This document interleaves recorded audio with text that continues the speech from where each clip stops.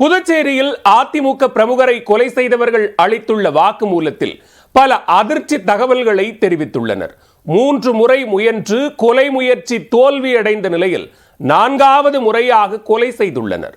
சுத்தியலால் அடித்து கொன்றதை நடித்து காட்டியவர்களின் பின்னணி என்ன? கடலூர் திருப்பாதிரி புலியூர் நவநீதம் நகரைச் சேர்ந்த பக்தா என்கிற பத்மநாபன் 25வது வார்டு அதிமுக அவைத்தலைவராக இருந்தார். கடந்த ஆண்டு அதே பகுதியைச் சேர்ந்த பாஸ்கர் என்பவரை கொலை செய்த வழக்கில் பத்மநாபன் சிறை சென்றார். கடந்த 8 மாதங்களுக்கு முன்பு ஜாமீனில் வெளியே வந்தார். கடந்த 28ஆம் தேதி பாகூர் அடுத்த இருளஞ்சந்தை வாட்டர் டேங்க் அருகே இருசக்கர வாகனத்தில் சென்ற பத்மநாபன் கொடூரமாக வெட்டி கொலை செய்யப்பட்டார். போலீசார் நடத்திய விசாரணையில் பாஸ்கர் கொலைக்கு பழிக்கு பழியாக இந்த கொலை சம்பவம் நடந்தது தெரிய வந்தது. தொடர் விசாரணையில் அஜய் என்கிற அன்பரசன், அவரது அண்ணன் நேதாஜி, கூட்டாளிகள் வித்யாதரன், அன்பு ஆகிய 4 பேரை போலீசார் கைது செய்து பாகூர் காவல் நிலையத்தில் வைத்து விசாரணை நடத்தினர். விசாரணையில் கொலையை ஒப்புக்கொண்ட அவர்களை கொலை சம்பவம் நடந்த இடத்திற்கு போலீசார் அழைத்துச் சென்று கொலை செய்த விதத்தை அவர்களை நடித்து காட்ட வைத்தனர்.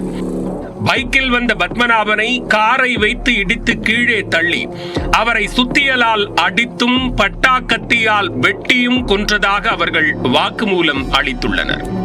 தற்போது கைது செய்யப்பட்டுள்ள அஜய் என்கிற அன்பரசனின் அக்காள் கணவர் பாஸ்கரை தான் பத்மநாபன் கொலை செய்திருக்கிறார்.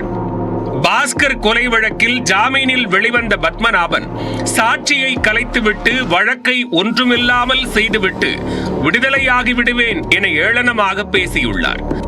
சிறு வயதிலேயே அக்கா விதவையானதால் பத்மநாபன் மீது கடும் ஆத்திரத்தில் இருந்துள்ளார் அஜய்.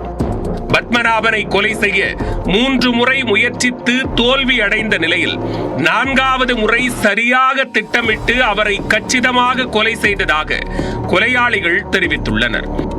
மேலும் சுத்தியலால் அடித்து பாஸ்கர் கொல்லப்பட்ட நிலையில் அதை போலவே பத்மநாபனையும் சுத்தியலால் அடித்து கொலை செய்திருப்பது விசாரணையில் தெரிய வந்துள்ளது.